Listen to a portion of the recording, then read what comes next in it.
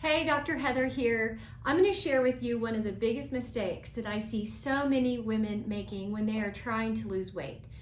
They start decreasing their calories and really increasing their exercise. And I know that's what we've been told. Most of you have been told by your doctors that you need to decrease calories and increase your exercise.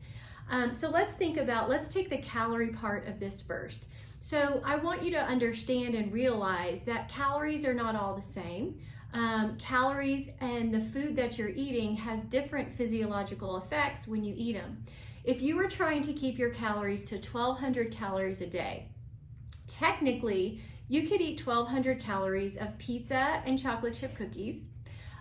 Or you could eat 1,200 calories of lean animal protein and lots of vegetables and a little bit of fruit, and you would have a completely different outcome, and what's going on in your body is completely different.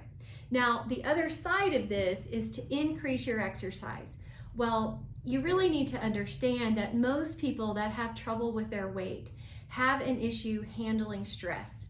Your adrenal glands help you deal with stress, and for most of us, we are really pushing that and we are moving into adrenal dysfunction, which means that our bodies can no longer tolerate the stress that we're under.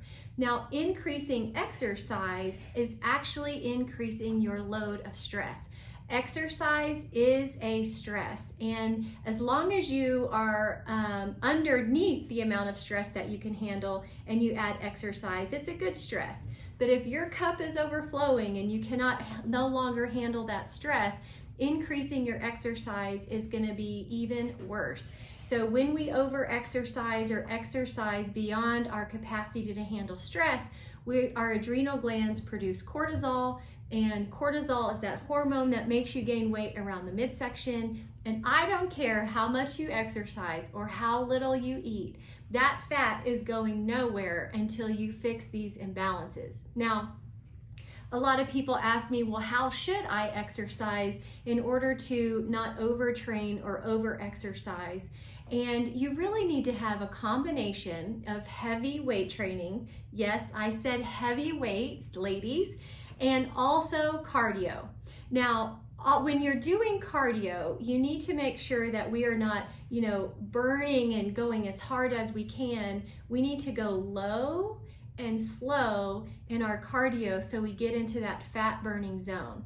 Now, how do you calculate that heart rate zone? Well, you need to first of all measure your heart rate, and that zone should be 180 minus your age minus 10.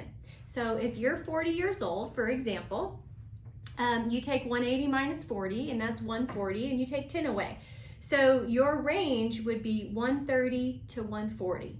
Now, you should probably warm up for about 5 to 10 minutes to get into that zone, stay in that zone for about 20 to 30 minutes, and then do a 5 to 10 minute cool down. And you should do that a couple of times a week, but make sure that you alternate in there heavy weight training, because it's really important for us to build muscle mass.